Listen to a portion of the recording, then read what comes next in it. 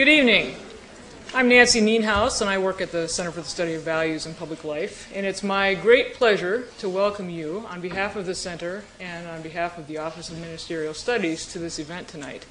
I'm not going to spend a lot of time up here. I'm going to just turn it over to Dr. Preston Williams on the faculty here, who is probably no stranger to any of you, who will introduce the panel members, the speakers for tonight, and set the tone for the evening.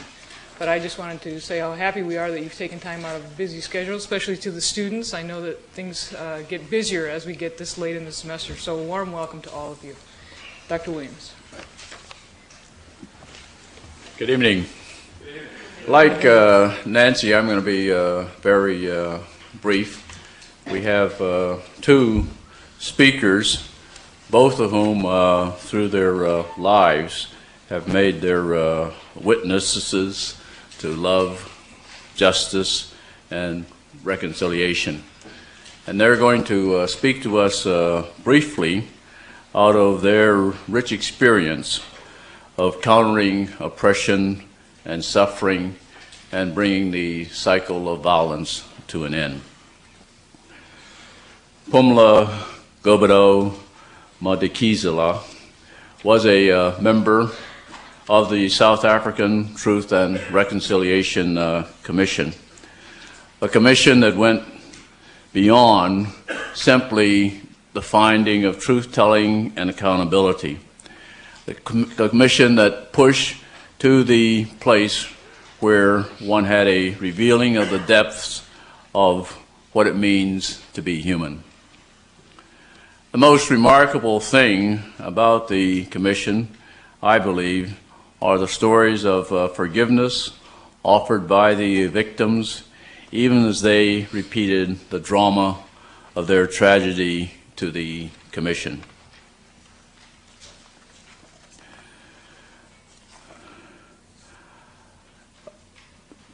Pumla also had a very interesting experience. She was able to interview for 56 hours the most feared perpetrator of apartheid atrocities, Eugene de Rock, a person nicknamed Prime Evil. Not only did she serve for several years on this commission, she also fashioned for them their outreach program, which brought about collaboration between the churches, between NGOs, between the government, and encourage people to participate in the activities. Dr. Gobodo-Madikizela is a graduate of the University of Fort Hare and of the University of Cape Town in South Africa. Dr. James Lawson, Jim Lawson, is a person with whom all of us should be familiar. One could speak about him as one of the school teachers for the civil rights movement in America. He went to India and lived in Bangalore, India, prior to the beginning of the civil rights movement. He went to Montgomery and helped in the teaching of non-violence to both Dr. King and to marchers. In Nashville, Tennessee, he also prepared a group of individuals to participate in the protests. Among those was the present Congressman John Lewis. He was present at the birth of SNCC at Shaw University. He was present in Memphis at the end, leading there helping to lead a strike against the city to bring about living wages for the garbage workers. He's pastored a number of churches. Recently, he's retired after about 25 years of service at the Holman United Methodist Church in Los Angeles, I think it is, California. And he's presently a person who has a television show. It's available on Discovery Network, and he's also leading a campaign for living wages. He is with us this year as a guest lecturer in the Urban Studies program. He will be our first speaker, and following that, we will have a talk by Pumla. Thank you.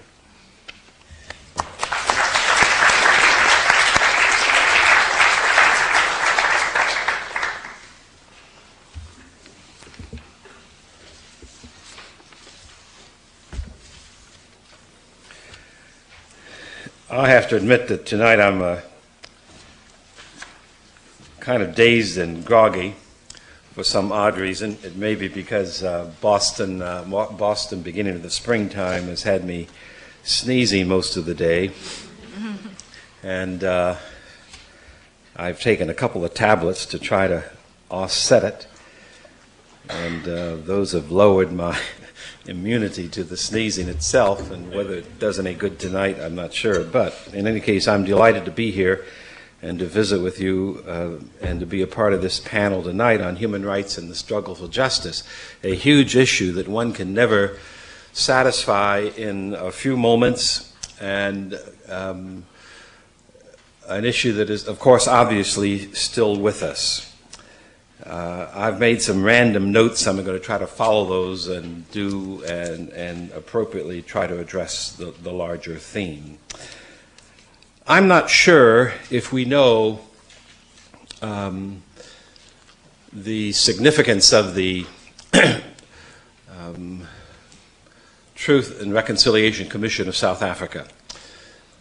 But to me, it's rather a powerful, special symbol and word that towards the end of the 20th century, the bloodiest century that the world has ever known, qualitatively and quantitatively, there should emerge on the world scene the maturing of a movement that had almost 100 years struggle behind it, and a political party, the ANC, that in season and out of season systematically sought to overthrow the forces of spiritual wickedness in southern Africa, and then was met with this horrific imposition upon their lives of an apartheid government, having no basis in constitutional law and morality or in religion by any matter of speaking. A government that, while claiming deep religiosity,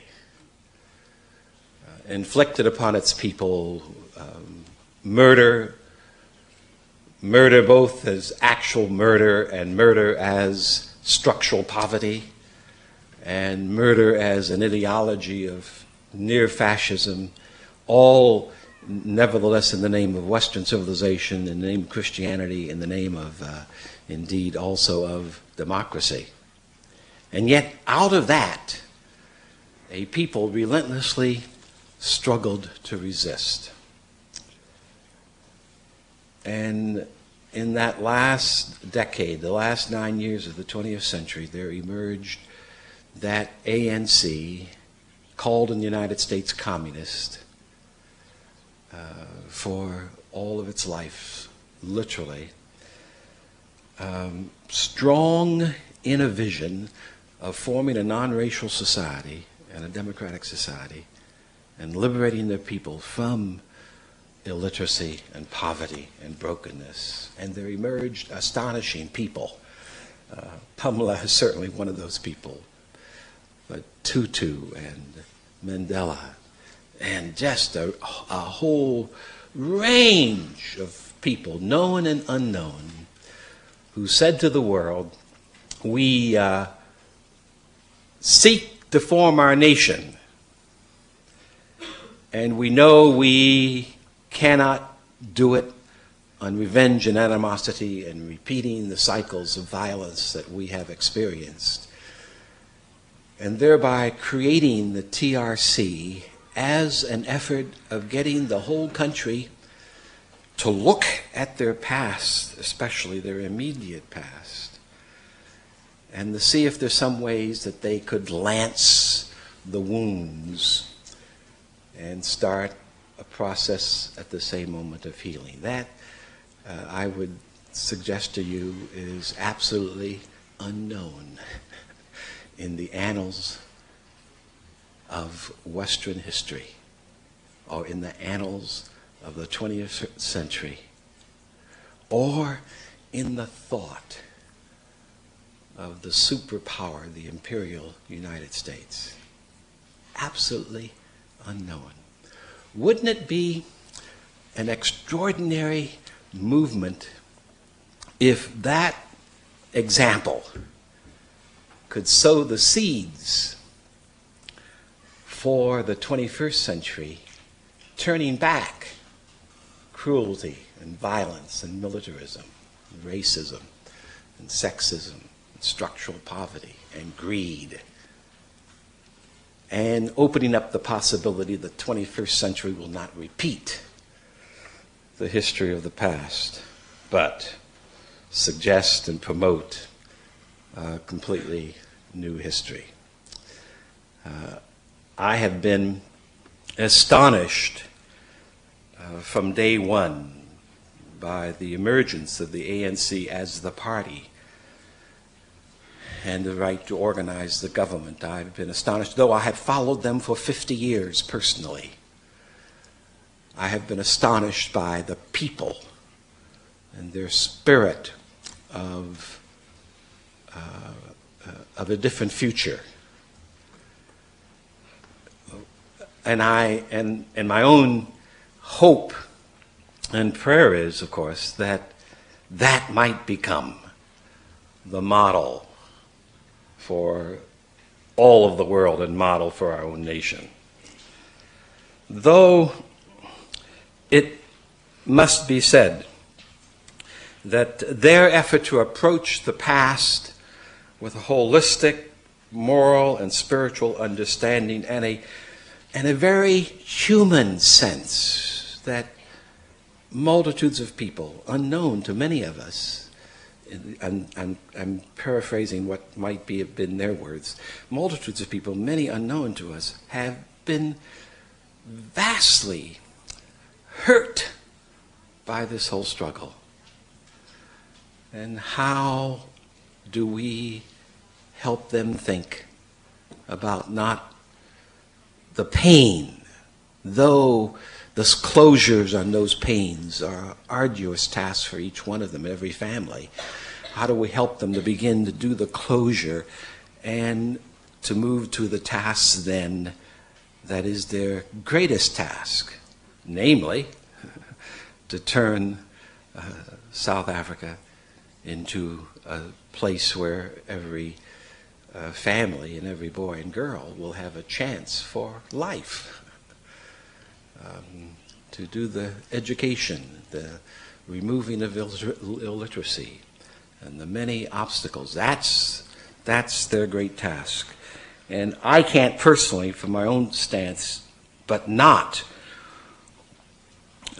say to them, you are doing something that no one else in the world has ever tried to do. And that your success in that is not alone your burden, but it's our burden as well. Well, that then leads me to the second point I want to lift up, namely that the struggle for justice in the 21st century is everywhere, all around the world, and that struggle is a unified struggle, that, as Martin King said, injustice anywhere in the world influences, makes vulnerable justice and community everywhere in the world. That no one can be free if I am not free. If I am not free, you cannot be free. If I am not a part of a beloved community, then you cannot be a part of a beloved community. That we are so interconnected to a single garment of destiny that we must see the issue of human rights and justice as an issue that involves all of us. But I want to then thirdly, moved to the point that I think the chief weight for our world today is here in the United States and not in Africa or elsewhere. John Swarmley, retired Christian ethics person out of St. Paul's School of Theology in Kansas City, Missouri, has written that the world of the latter half of the 20th century is largely the world that we of the United States have shaped. We spent 50 years blaming it on the Soviet Union and on communism. And right now we're blaming the dangerous world on the rogue nations. But fundamentally, as the superpower of the 20th century, it has been our leadership and our decision-making, even the making of domestic decisions, that have largely quieted and silenced progressive or democratic forces in Europe, and fundamentally, thereby, moved in the vacuum to create the world in which we live. So I want to suggest, therefore, that this is why, in many ways, the struggle of the 50s and 60s, the human rights struggle, and I will follow that by saying the struggles of working people, the struggles of women, the struggles today for a living wage, the struggle to defuse the assault upon the environment, or the struggle for an environmental justice, for an environmental understanding and an environmental world that is sustainable.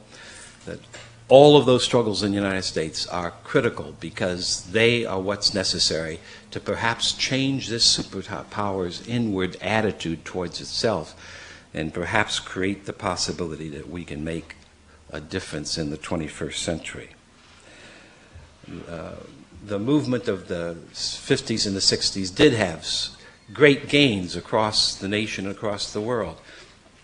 All through the 60s and 70s, and since, I have met all kinds of people from Africa and Europe and Asia who have talked about some of the various aspects of the struggle here in the United States as having influenced them for getting back into the struggle in their own lands and working on it even more tellingly. Desmond Tutu has a variety of stories that he tells about this, but Kenneth Kaunda also in the 50s and 60s have stories of how we in the United States affected and influenced them. People in Eastern Europe who were struggling then, resisting totalitarianism and wanting change, saw King as a model, and his books were translated in Eastern Europe as early as the 70s. As you very well know or may not know, that when the changes began to take effect at the end of the 1990s in Eastern Europe, it was "We shall overcome" that was a major slogan and a major song. So the movement of the 50s and 60s did what Gandhi had hoped it might do. For Mahatma Gandhi said back in the 30s that he was not going to be able to persuade the Western world that there was another far superior way of working in areas of conflict and working towards justice and hope for people. And he said this to Howard Thurman and to Edward Carroll and their wives back in about 1934.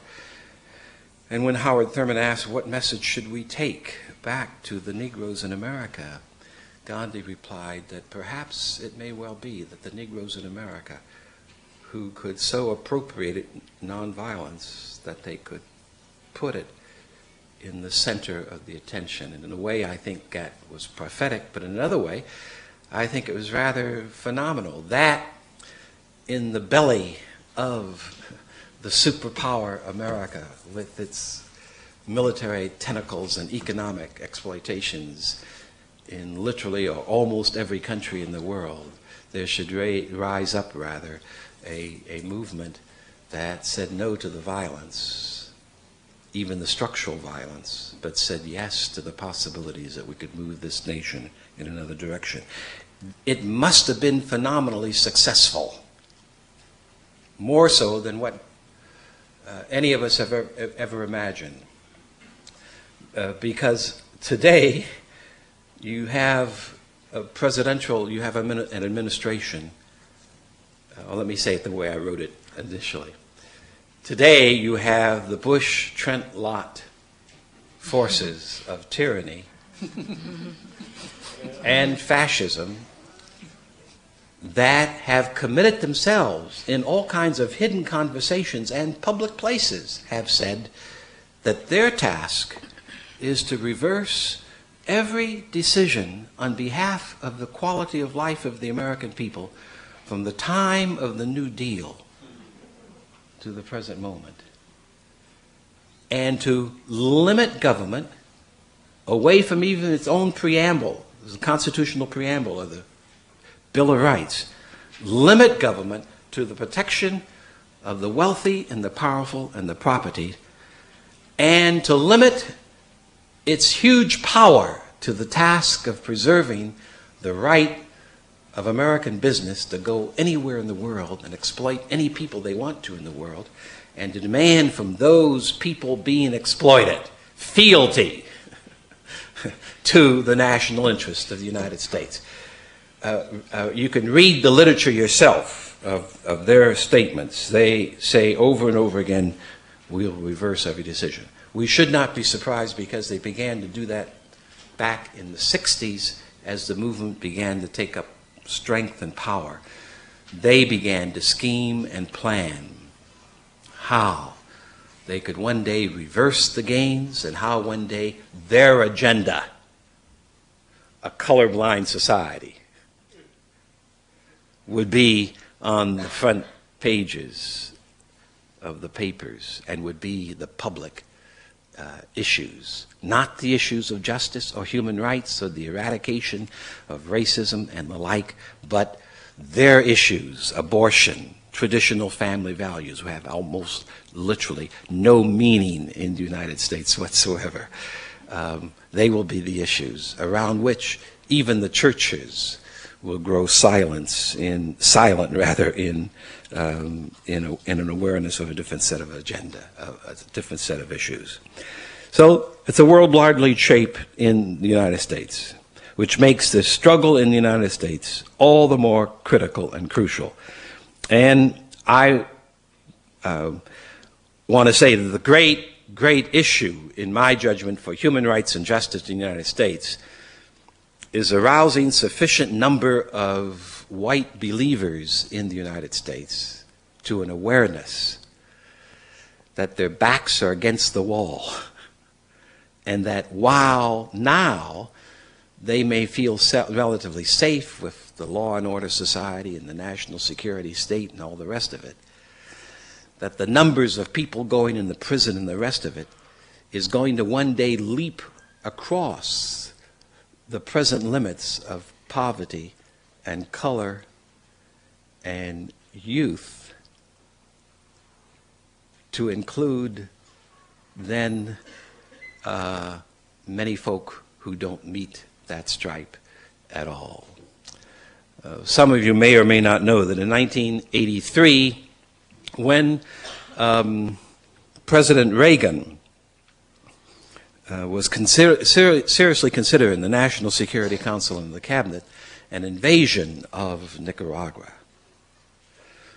they updated, with the leadership of Oliver North, who was the White House liaison person, they updated the urban deployment program in the White House and made very specific some 400,000 names of people, largely people of the churches, who were resisting and criticizing the Central American policy, and which they said, if we invade, these people will need to be picked up and put into concentration camps and the like in order to keep them from creating a situation comparable to the late 60s and 70s with the anti-Vietnam War movement.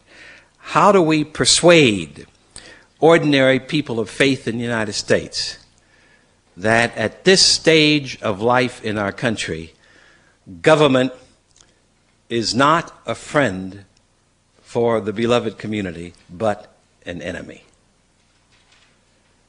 And that even charitable choice is not an interest in expanding the influence and the possibilities of progressive religion, but is rather a strategy for seeing how the Bush-Trent Lott forces might seduce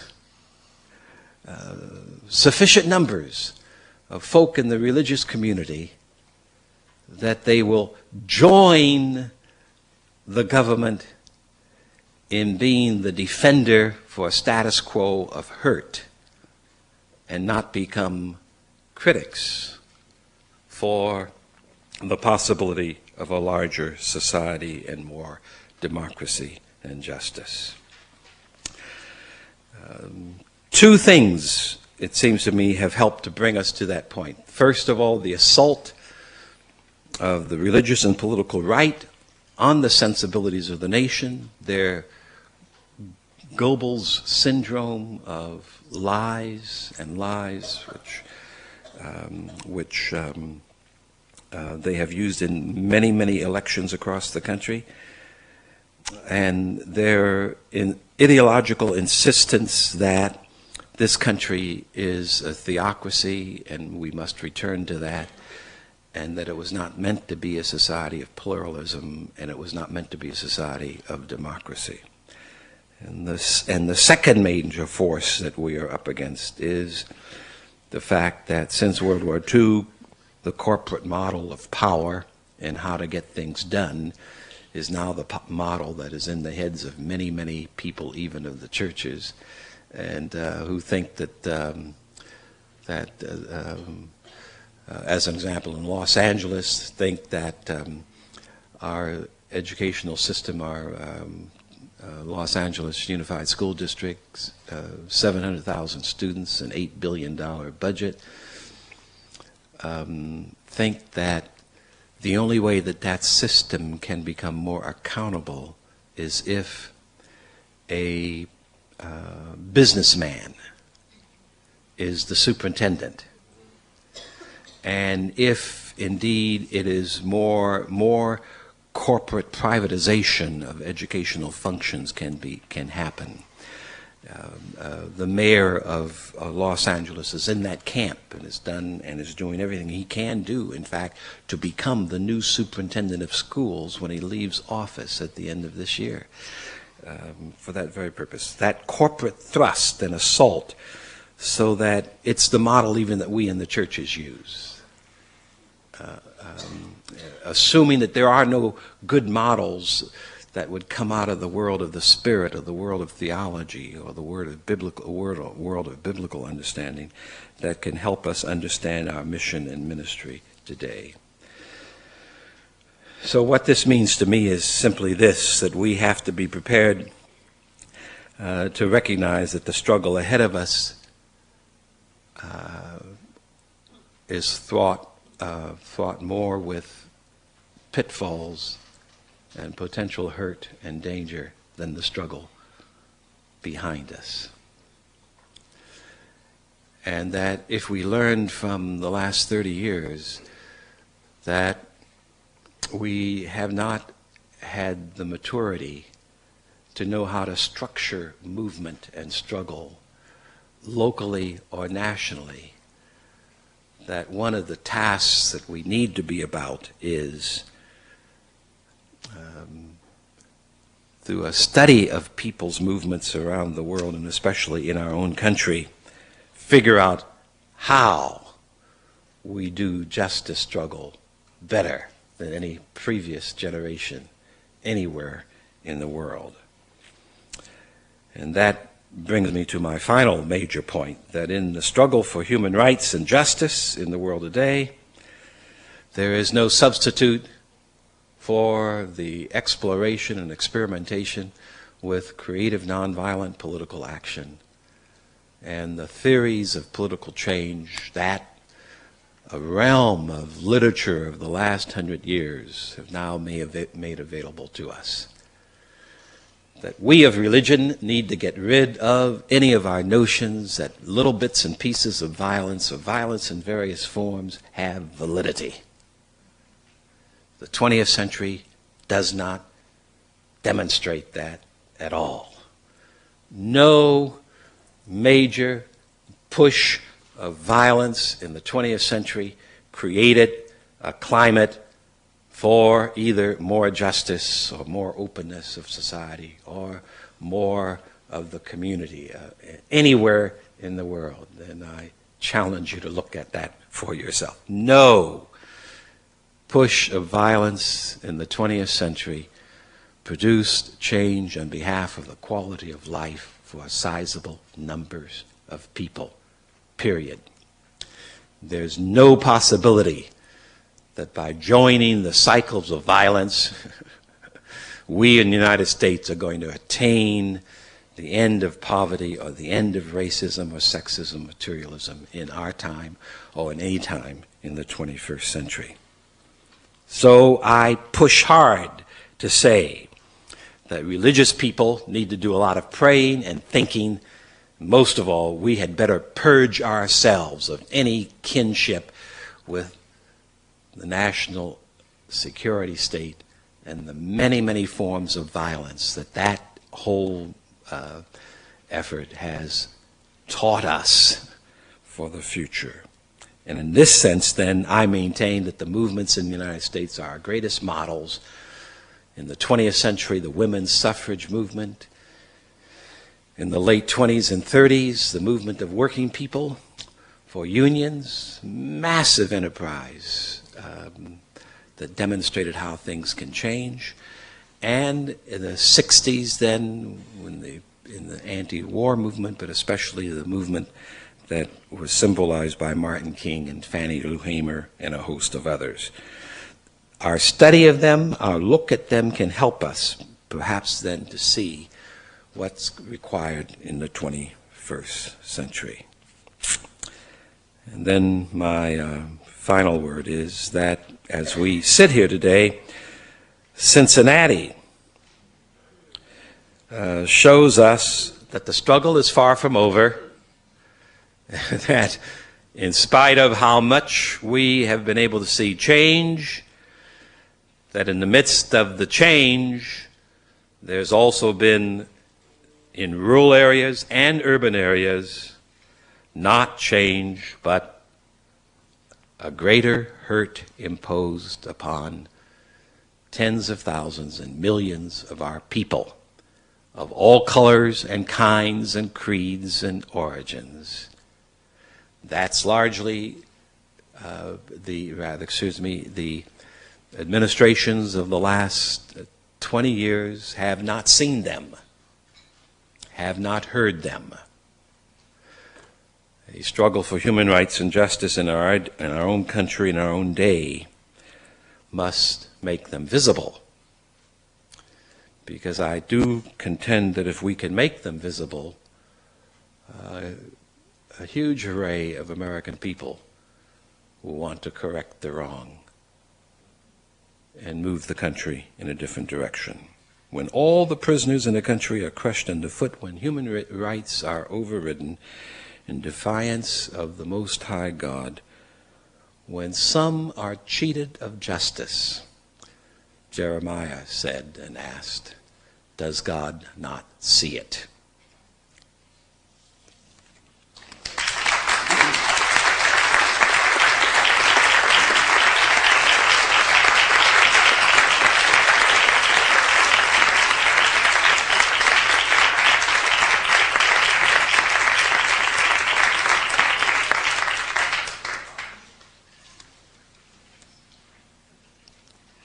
Thank you very much. I would like to express my appreciation and thanks to Claudia Haibau and Nancy Ninhaus for putting this together. Thank you very much, and thank you so much for the wonderful introduction and for being able to pronounce my name. And thanks to you all for being here this evening.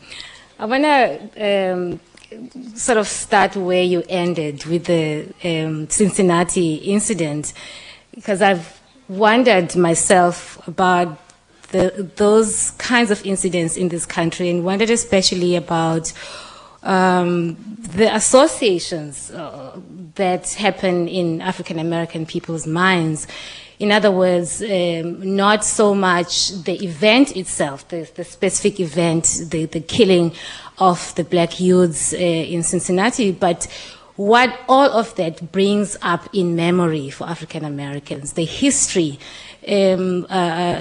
People, I've heard in many conversations with people in audiences like this one, that people often raise the question of slavery and how slavery was long and past and gone, several centuries away.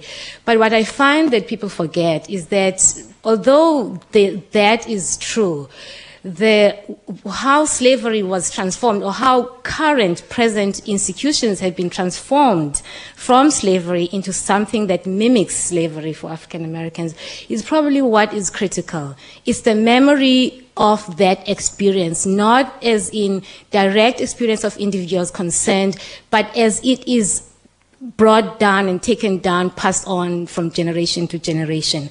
That is so critical with traumatic experience, particularly political trauma, mass trauma, any kind of political trauma. It's been found in psychology that people who were survivors of the Holocaust, the fact that they don't talk about their experiences as survivors of the Holocaust does not wipe away that experience. The silence around it does not wipe away. In fact, precisely because there is silence around it, this is why the memory is so active in people's experiences, to the extent that they pass it on to their offspring, and their offspring passes it on to the next. We're now at a third generation post-Holocaust, and this is the truth that has been, the reality that has been found. So it's not so much the experience of slavery as it is the memory, the lived experience, the lived memory of that experience, and how it is reenacted daily in different forms in society. So that I think is what triggers so much emotion around the past. And I know this from my personal experience growing up in South Africa under apartheid South Africa, that sometimes there's certain things that are inexplicable, but really they are explainable. You know, you can explain them. My parents had gone through so much struggle under apartheid, and so there are all these tensions and angers, most of which are not necessarily expressed and spoken about. And there is my own experience as a child under apartheid, as an adult, young adult, student and adult, and professional under apartheid. All of those very real experiences enter the repertoire of my experience, so that in my encounter with the world, this is what defines my communication with others. And so it is that when the turning point in South Africa occurred, in early 1990, actually I'll back up a bit to 1989, even before the release of Nelson Mandela, and talk about a very recent experience. This afternoon, I spent this afternoon with Albie Sachs.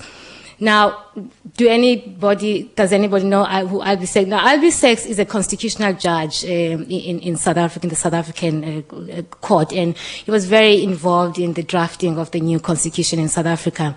He lost his arm. His arm was shattered. He's got a stump now.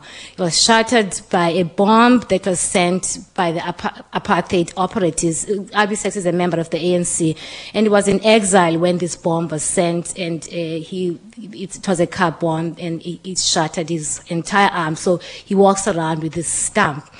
Now, I spent this afternoon with him, and what really makes me bring Albie into the conversation is in 1989, about close to 2 years, not even 2 years since that incident took place, he was involved in a conversation at Columbia University that was organized by the law school there on where we go from now. Already in 1988, we kind of had a sense that apartheid was about to crumble. Very bloody crumbling of apartheid because there were so many killings by that time. But in that room, there were members of the ANC, people, American professional people in the law field. And the question was, how do we deal with perpetrators of atrocities in South Africa? Do we follow the Nuremberg style type of trials? Do we have tribunals in South Africa? How do we deal with perpetrators of apartheid-sponsored atrocities? And the debate was mainly around sending these people to prison, prosecuting them, sending them to prison. And in the midst of all that, Albie raises his stamped arm. It's very dramatic when you watch Albie engage with these issues. He raises his stamped arm and he says to this ANC person, comrade, I don't think that is the route to go. We cannot send these people to prison because it will not resolve issues. Now, this is a man who not too long ago had his arm shattered. We cannot do that. And he argues his way, why he thinks it's best to have a different kind of format, not tribunals. And then, of course, there are different opinions. And in the end, he raises his arm again. He says, comrades, if I can forgive them, I think many people will. And in a way, that marks the beginning of this process of healing in South Africa, how we got to that point of just how we conceived of this idea of bringing perpetrators on the same stage as victims and getting them to talk to one another, to face one another, to talk to one another. And so the Truth and Reconciliation Commission was established. It was the early 1990s, after Nelson Mandela was released from prison, and after a commission was established to look into how the elections were going to be run, and also to put together parameters for the establishment of a constitution, because we had to have that constitution before the first elections. Human rights, because it's based on human rights. And so we had the elections, and as all of you know, we had the elections in 1994. I was in this country, I remember, in 1993-94, so I voted in Boston. I was the first person to vote in Boston. But that's one part of the story. But the most important part of the story is going back home, going back home. You have no concept of what it means to become a citizen of your country. You have no idea, to have an identity as a South African, to have your identity confirmed, embraced by the people around you, for them to say, yes, you belong here. For many years in my travels, I had refrained, I've never thought about this until I went back to South Africa after the elections, but I've always thought, I always described myself as coming from South Africa. Without knowing why, I never could say I am a South African. I never could say that. And I never even thought that deeply about it. But that moment of casting that vote, making me a South African, I could say I am a South African. I have identity. I have pride as a person who belongs in this country, which is my country. The night of the elections, I spent with my family several hours on the telephone with various members of the family. And I cannot forget one story that my parents related around the elections. There was a woman who I knew, my family knows the family, that woman's family very well, a very old woman, way into her 90s, literally on her deathbed. And she had to be brought to cast her first vote. She's about to die. She's casting her first vote. All these years, she was not a South African. She's casting that first vote. What does she say when she gets there? She's asked, well, what? Because many of these people are illiterate in the rural areas, especially. They ask her, what do you call this, UN peacekeepers, whatever the language is, but monitors for the election. And they ask her, are you going to cast the vote for? Because they had to make the X. And then she says, For that man they put in prison for all those years.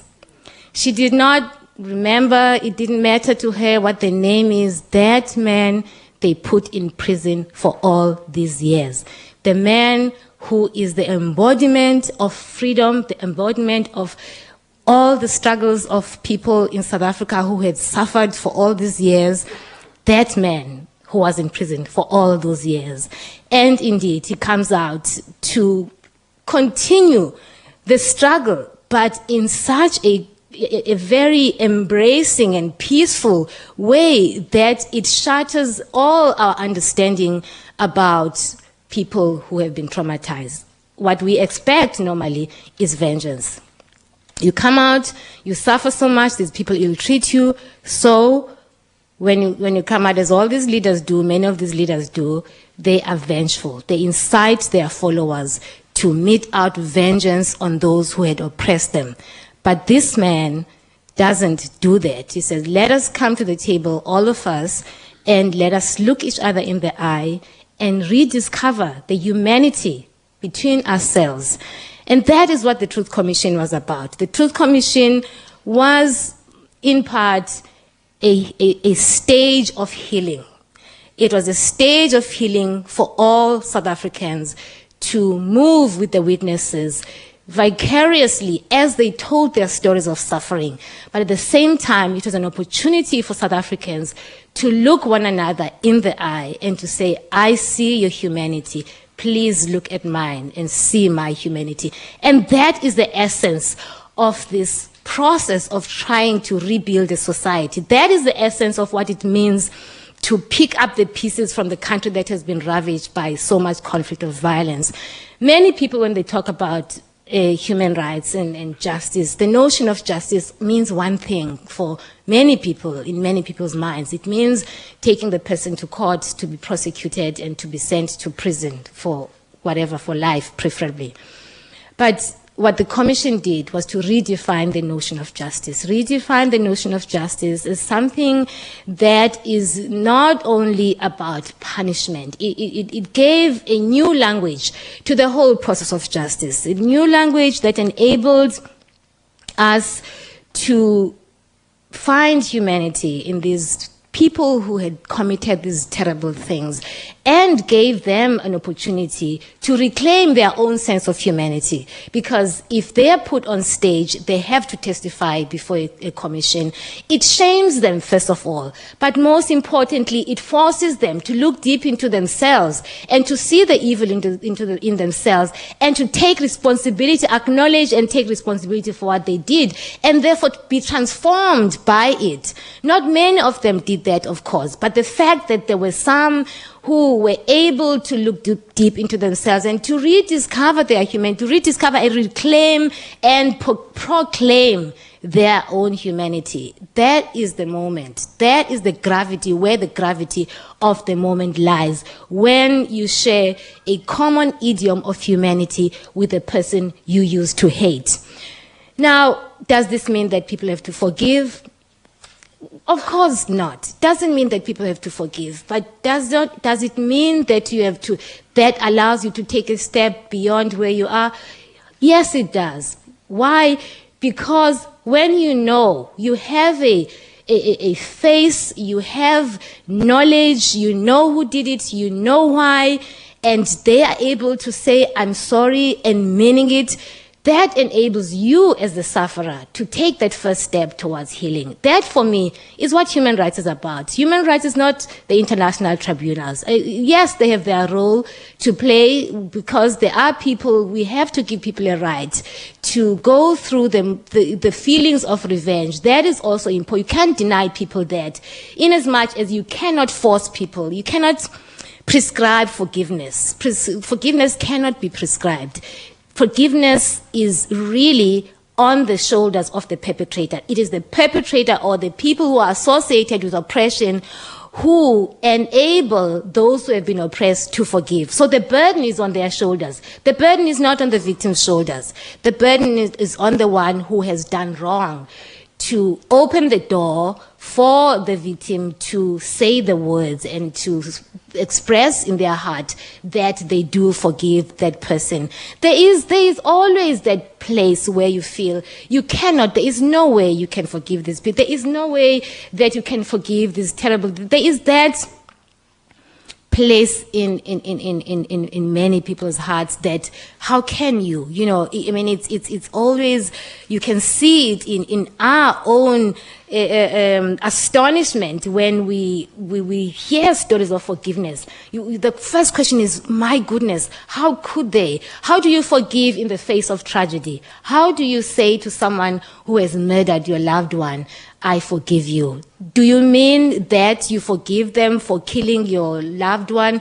I don't think that's what forgiveness means. I think that forgiveness transcends the act itself. Forgiveness looks beyond the act and looks into the person. And if the person conveys enough humanity, that is what you hold on to as the person who has been wrong. You hold on to that moment, that reflection of humanity in this person's eye, because they are looking at you with a sense of humanity. They are for the first time recognizing your humanity. And this is what you are responding to. This is what frees you from so much anger and resentment of so many years.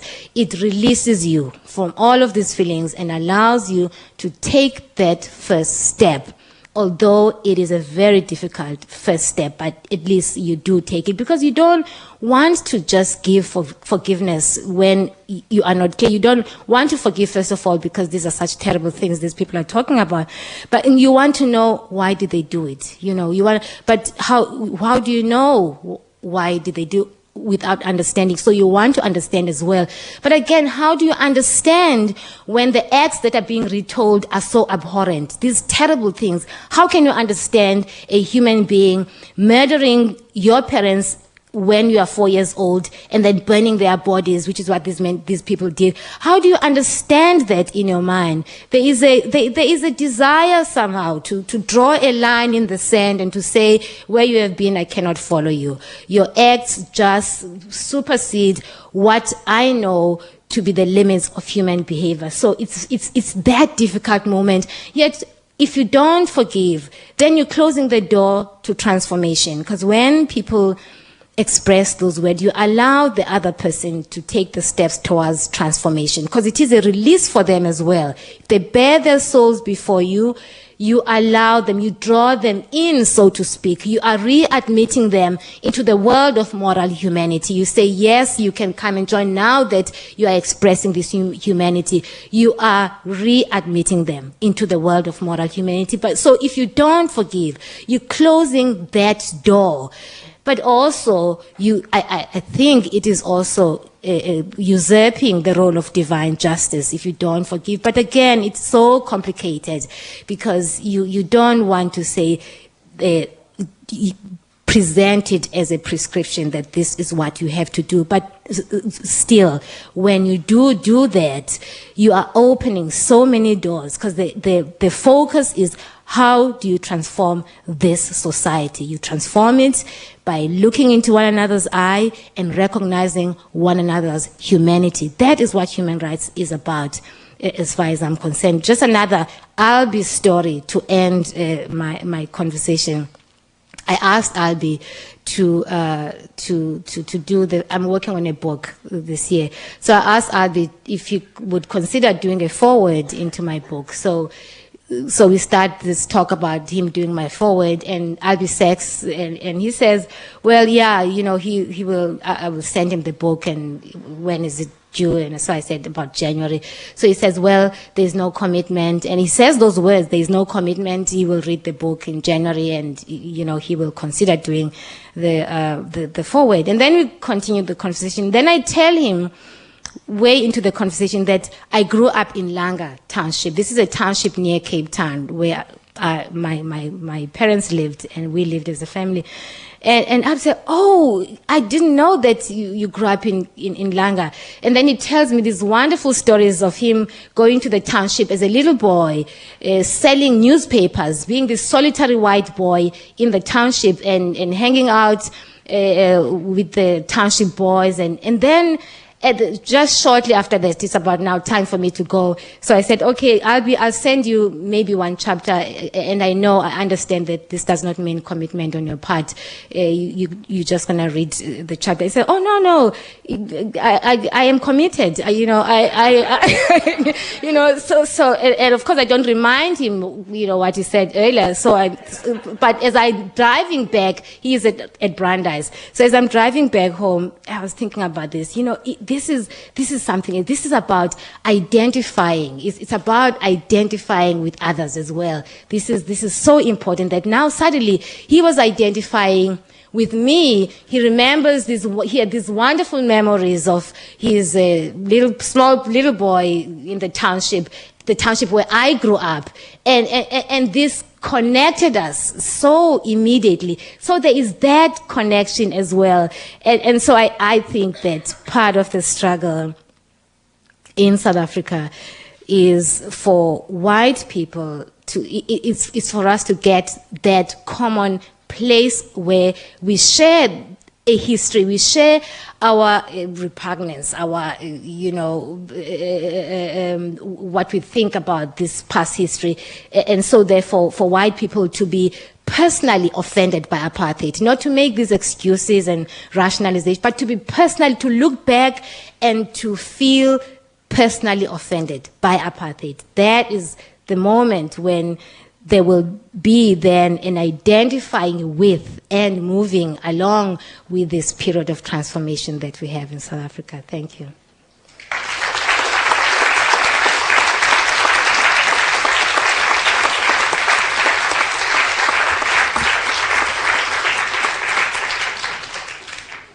We want to thank both of our panelists for these excellent presentations, which witness to a portion of the life that they have lived and the testimony that they had provided all of us with.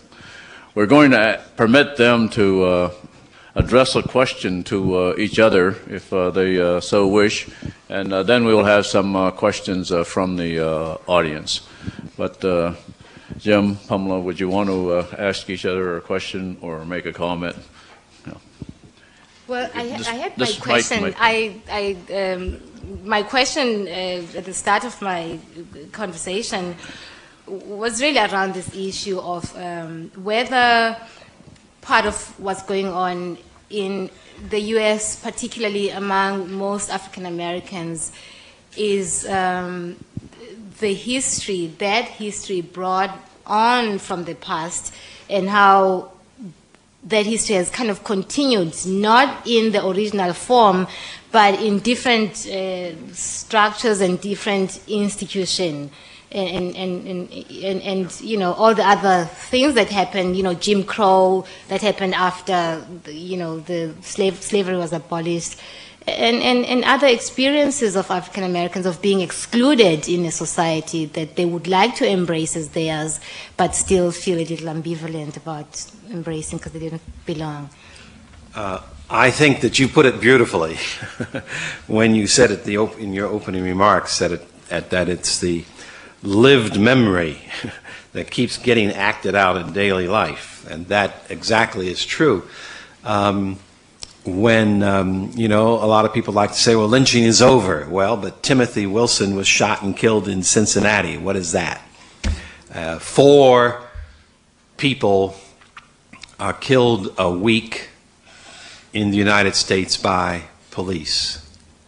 And 90-odd% of them are not people who have an arrest warrant out, are in the process of committing a crime or anything like that. So you say to me the lynching is over, and I say, oh well, man, it is over, but it's not over, because we're still fighting that battle in Los Angeles. How do you stop getting people killed by the police?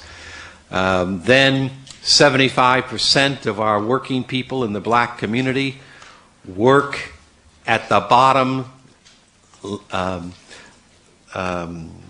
levels of society. And affirmative action is not supported or pushed. Therefore, 30 years after the Civil Rights Bill of 1964 is passed, we're still in those bottom categories by and large. And in those categories, we still live out harassments of all kinds and intimidations of all kinds. We're still the last hired and the first fired. So that's exactly right. The country wants to say, well, that's past and gone, but it's right. Not only in our memory, but also in the daily reality. Young black men perhaps are mishandled the most if they are college educated and more as they move around Boston metropolitan area trying to find work. They are either overqualified, or they're underqualified for that particular job. And they're not hired. And this gets documented week after week and month after month right straight across the country. So you're just absolutely right. We can say that we no longer have slavery, but we have to say, yes, but the consequences of slavery continue to act themselves out in the lives of millions of people. And then I guess one of the biggest areas would be the fact that so many white people have identified poverty in terms of black, crime in terms of black, drugs in terms of black, in large measure because of the assault of the religious and political right on changing the conversations in the United States. And many, many people have bought that and are not dealing with it. Jim, do you want to ask her a question? Well, yeah, I'll ask you a question. My first question would be is, to what extent do you think, as I suggested in my remarks, that the task ahead is the larger task? Absolutely, I agree. It really is. I think that the period of the work of the Truth and Reconciliation Commission was very much an era of symbols. And by that I don't mean to suggest that symbols are not important. I think symbols are very crucial, very important, particularly where the beginning phases of transitional moments in the history of countries that have gone through conflict. The problem is that leaders get caught up in the politics of things. They get caught up in organizing, transferring power to particular groups, and don't focus on the real issues that got them there in the first instance. The struggle was about uplifting the economic circumstances of black people in South Africa, primarily, and to pull them up and so that they can begin the race in the era of equality, from a position of advantage. But what has happened is that the issue of economic justice has been left behind in South Africa. There are many programs that are in place to deal with that issue, but because of the legacy of apartheid, and many people in South Africa don't want to hear that. They don't want to hear about the legacy of apartheid, but it's the reality. The apartheid dismissed millions of black people into the homelands, and so that the budgets and whatever the programs of the government were about excluded large numbers, very many large numbers of people. So what the incoming government has to deal with are all of these numbers that they don't have right yet. People live in, people who are in government now are caught up in the activity of running a country.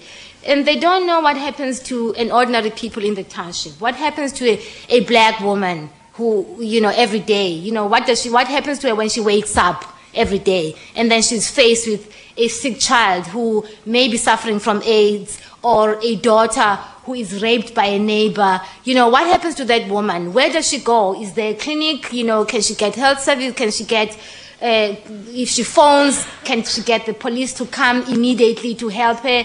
And what if they do come when the case is reported? does it get, into to court? I mean, nobody really knows what happens to an ordinary person on a day-to-day basis. So all of those issues that are still life and death issues in the town, real life and death issues in the townships, are the process is just, the pace is too slow. The unemployment is just so increased, and the growth rate is so low, and so things are not really working. And so there is still a lot of unfinished business that still needs to be attended to. And that is the greater challenge, really, the greater human rights challenge, I think, right now. Mm-hmm. Now we'll take some audience questions, yes. My question is... Are you directing it at this? Okay, go ahead, Richard. Thank you. Is it on? My question is regarding nonviolent and superego globalization, power, and the truth de Klerk played in the name of reconciliation in South Africa. What impact did de Klerk play? And when we talk about power and greatest in this world from the religious point of view, as a minister, I would like to know from the religious community, what are we doing when we associate with oppressor and intimidator, and we label them to be the superheroes, the superpower of this world? And we talk about nonviolent. Will you agree or consider that it's only the nonviolent that die in a hurry, such as Martin Luther King? Do you consider he might have been alive now if he were to be violent? He wasn't violent, but he died of violence. How about Jesus Christ? Is there any time he was violent? Did he die? Was he crucified because of his own violence? I think we have the point. All right. Yes. This is one more. Okay. Want to comment on it? I'll answer the de Klerk question first, and I'll see if I have the heart to answer the other questions, because it's an easy one. I suspect that what you are implying is that this notion of reconciliation was really designed by the powerful white government, predecessors of the ANC. That's what you mean? And the answer to that is no. In fact, de Klerk wanted a different kind of process. He wanted to silence the history. He wanted blanket amnesty for all his police and his army. And it was the ANC that insisted on public testimonies and exchange and truth in exchange for amnesty, for purposes of breaking the cycles of violence that so often repeat themselves historically. It was a very conscious decision not to repeat violence. And so the notion of reconciliation was pushed more by the ANC, and of course, in the end, because this was a negotiation process, it was accepted by all those who were negotiating. The issue of the peaceful dying violently is a very important question, I think, and somehow in my mind raises moral questions, what on the one hand, but on the other hand, there is something admirable, just for want of a better word, but there's something that places a person who insists on not doing violence on a higher moral level than a person who does. It's almost like forgiveness, because when somebody reaches out with a hand of forgiveness, what they're really saying is that I cannot do what you did. I cannot, I cannot diminish my humanity by throwing back at you the violence that you threw at me by killing my loved one. I will reach out. It places that person on a higher moral level. Of course, the question is, then the person dies.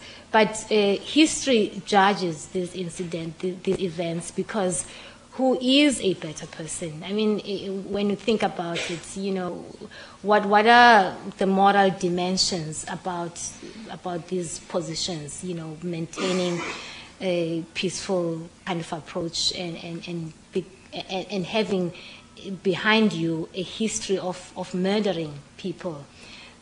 I know that's not adequate, but that's really just a bit of my thoughts. Thanks.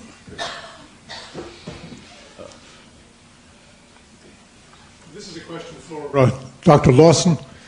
Some decades ago, this country produced the Kerner Commission, which presented a portrait of the civil situation that existed at that time. If we had produced something akin to the Truth and Reconciliation Commission, do you think that would have made a difference in the decades that have passed since the Kerner Commission report?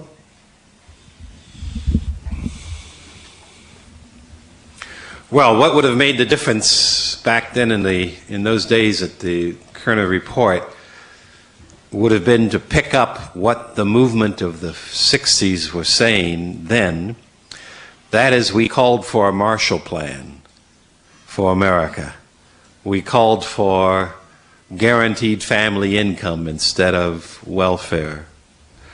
We called for more than a living wage, sufficient wages for every work in the United States that allows a man or a woman to sustain themselves and their families and to shape their own environment. That's essentially, that would have done far more than a Truth and Reconciliation Commission in 68 or 72, whenever it was. You now know, of course, that there are some Congress people and others who are trying to create an apology for slavery. Congressman Hall out of Ohio. Southern Baptists have had an apology.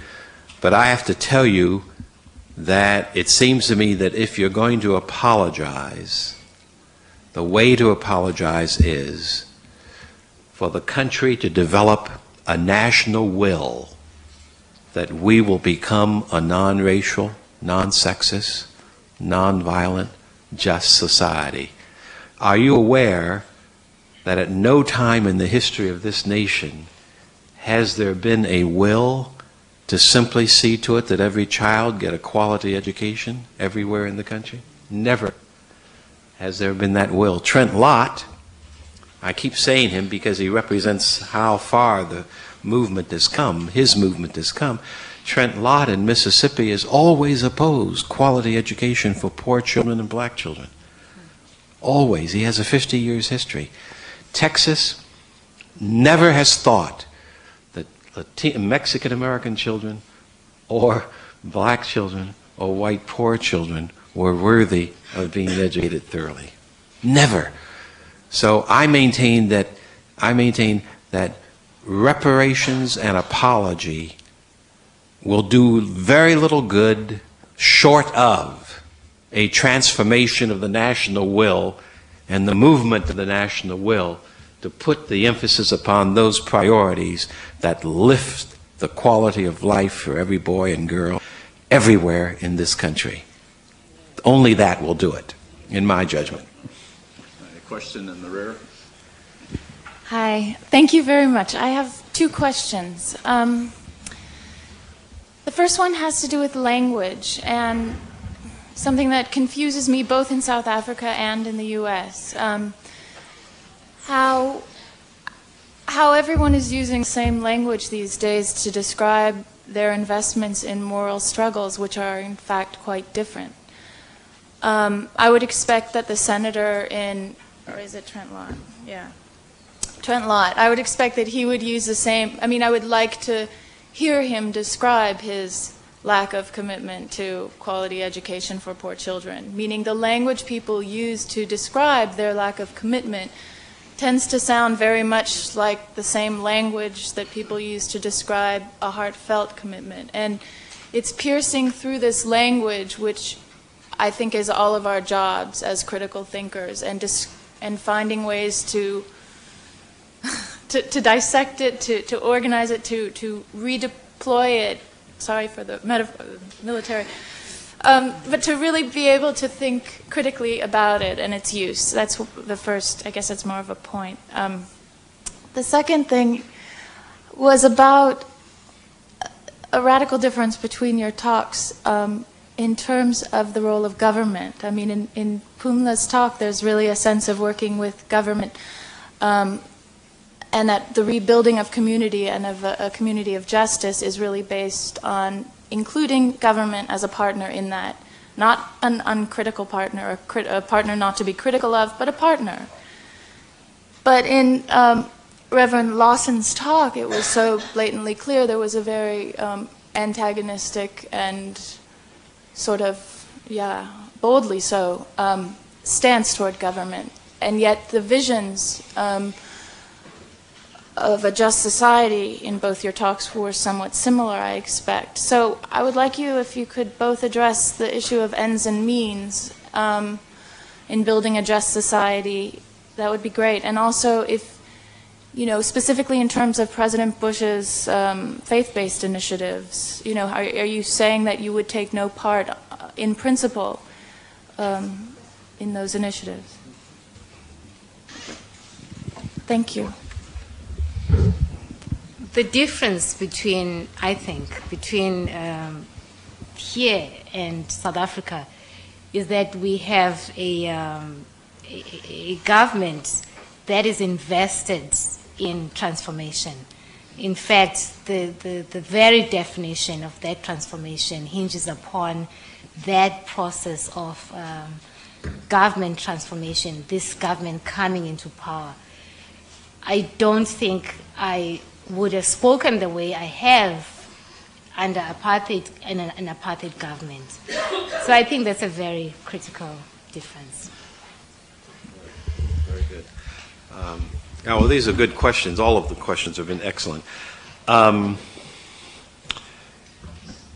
Probably Trent Lott and George Bush would use a lot of language that said they were for education.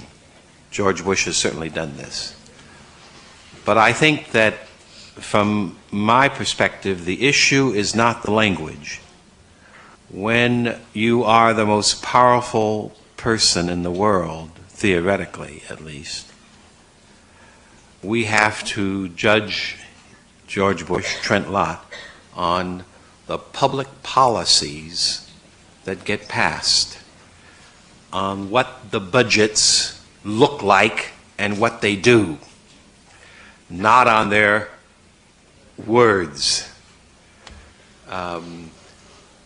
Why do you call me Lord, Lord, and do not what I tell you to do? It seems to me is key. So in the political arena, we go, and I think the political process in the United States is playing all sorts of astonishing games about this. But in the political arena, we want people to respond to the feel good and the look good. We want them not to look at, if I'm a congressperson or a mayor, precisely what I have pushed and tried to do in relationship to my responsibility as an elected officer. And it's that I think we have to look at.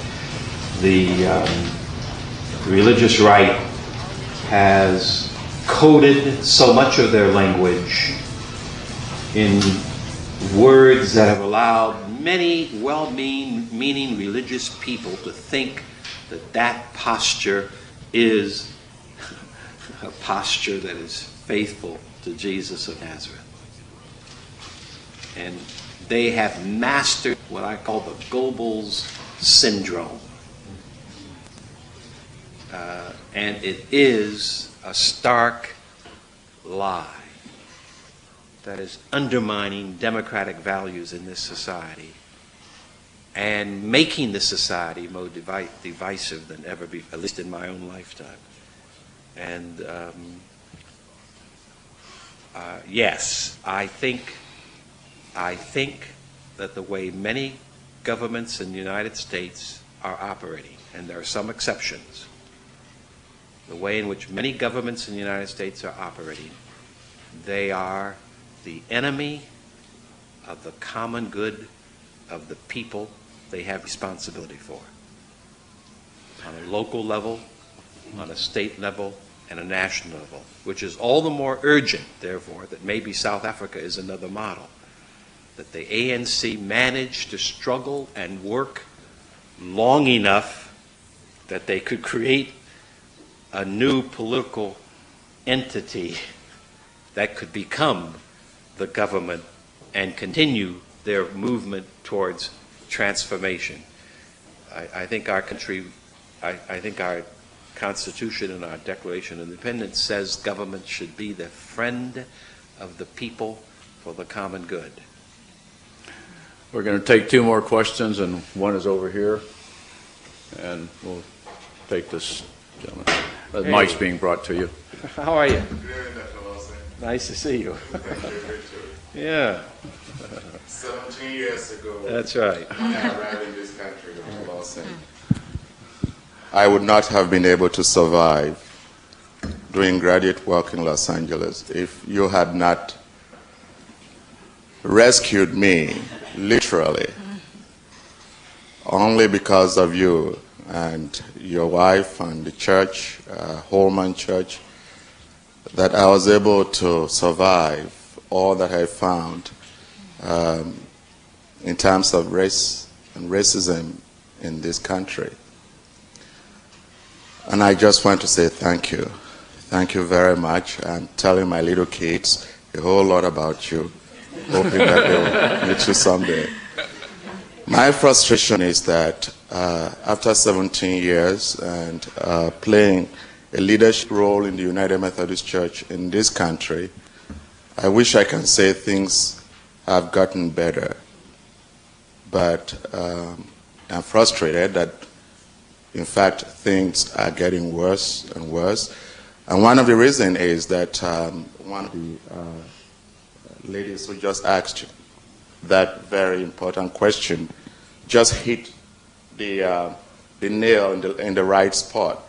One of the reasons I believe is that the government and some of the anti-progressive movement groups are using the same kind of language that had been used in the 60s, had been used by Mahatma Gandhi and others, and had been used by you and Dr. King and others. And now they are able to fool the majority of people.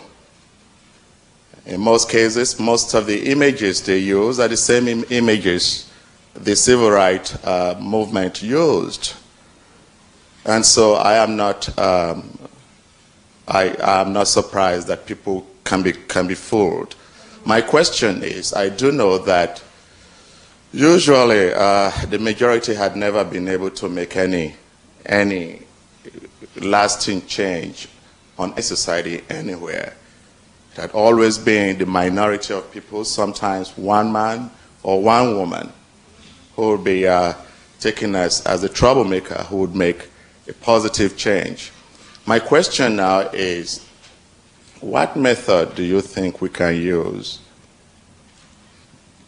as we minister to these communities, as well as to the religious organizations, to let them be able to go beyond all of this facade, all of these images that they see, for them to be able to listen to us when we tell them, in fact, things are getting worse and worse and worse. What can we do in order to create the same kind of influence that you were able to create in the 60s, so that people would be able to think twice and say, yeah, there's a reason for us to get committed once more to the movement for peace and justice for all.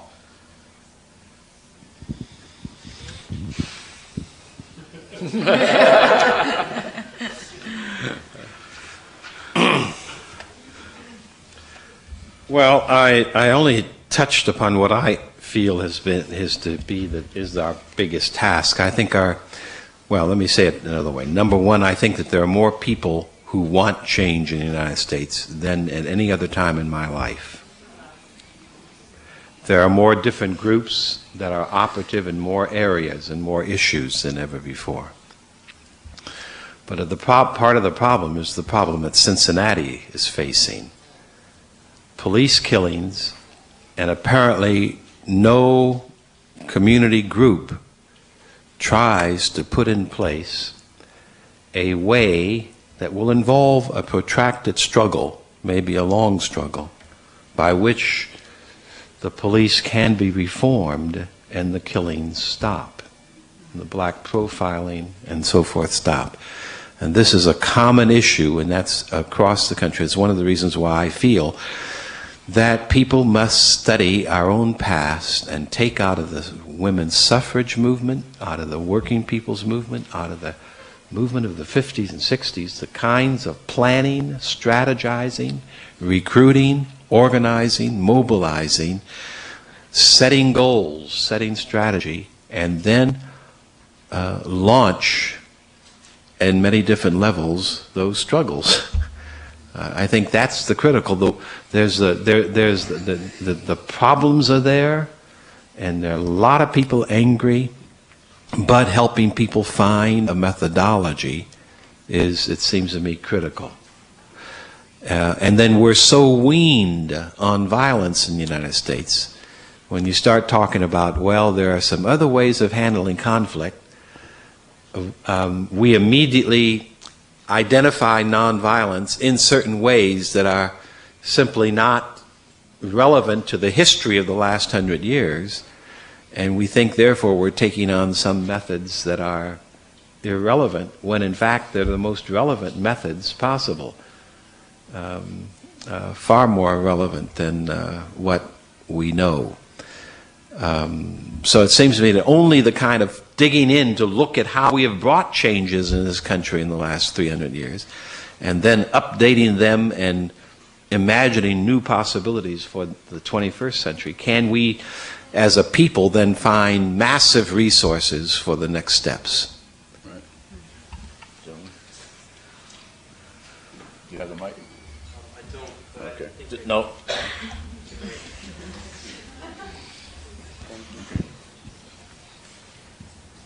Reverend Lawson, I agree with you that change will come when these invisible people and these invisible struggles are seen.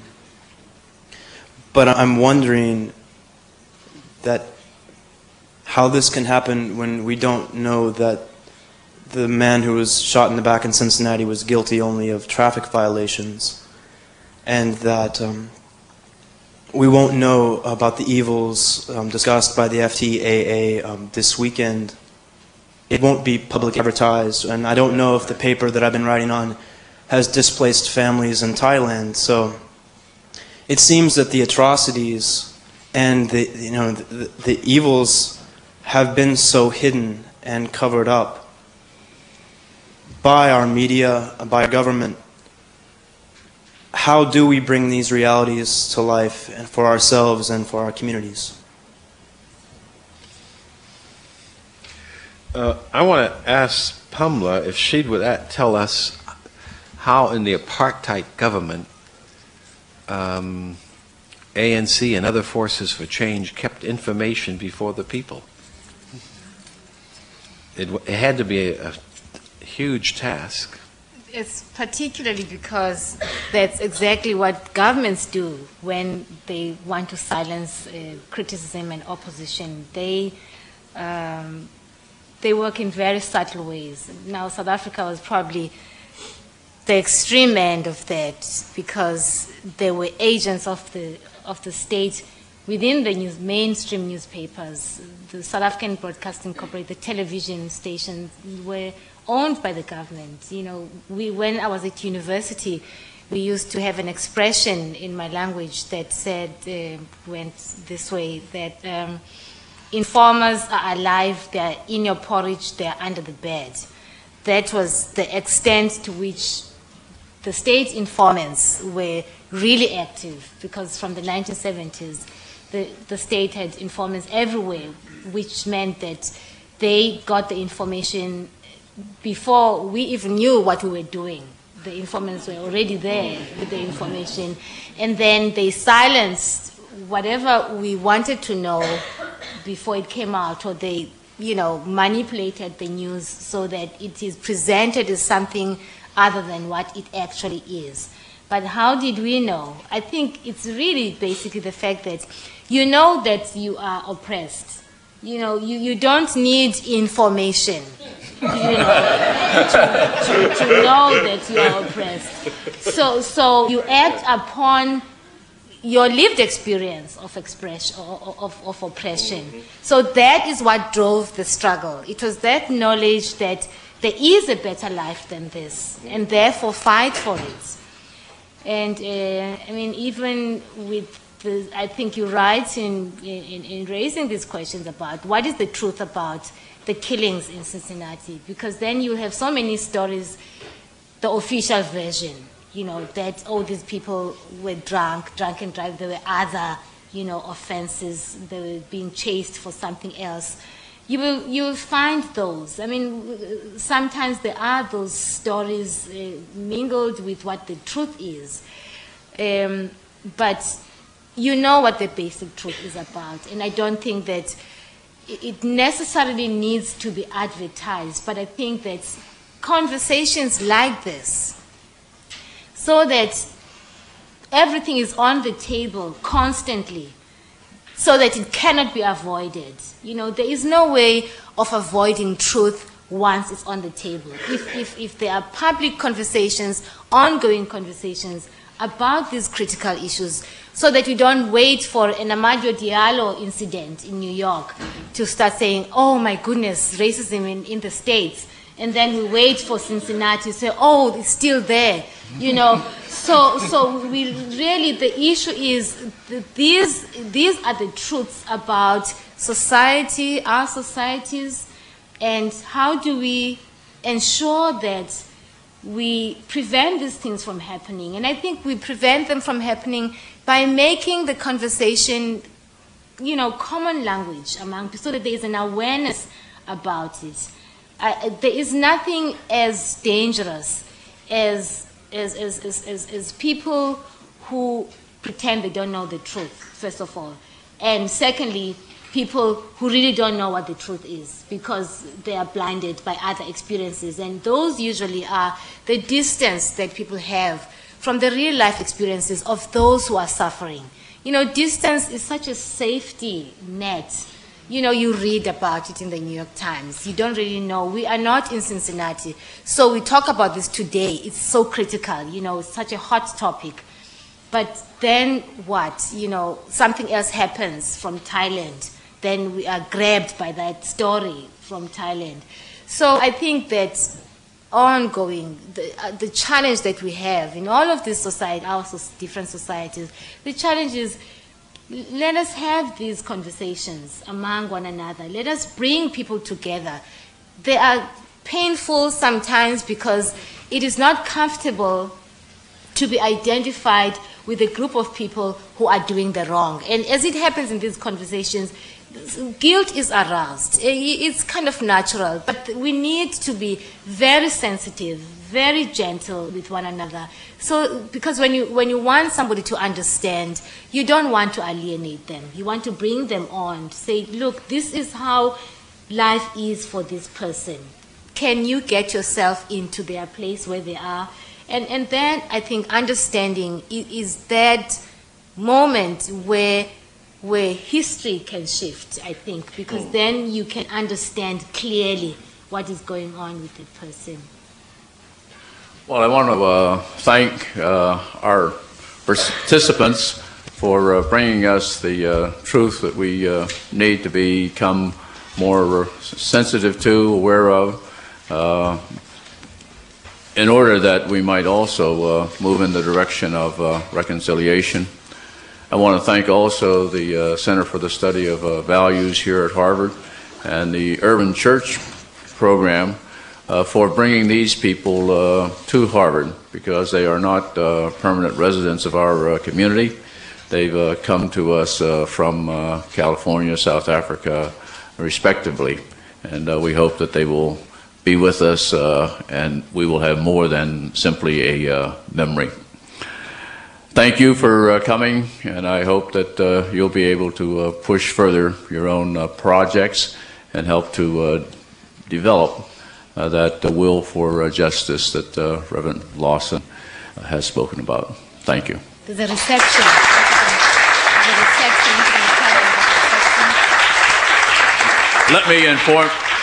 Let me inform you that there is a reception which follows. Oh, it was. I'm sorry. Okay, it was. I misled you. Okay, right. Sorry. Okay, the reception has been happening. But I'm sure if you want to press some questions, they will be here, and you can Thank you come so speak much. with them for a few minutes. Thank you. I look forward to reading your book. Thank you. Right.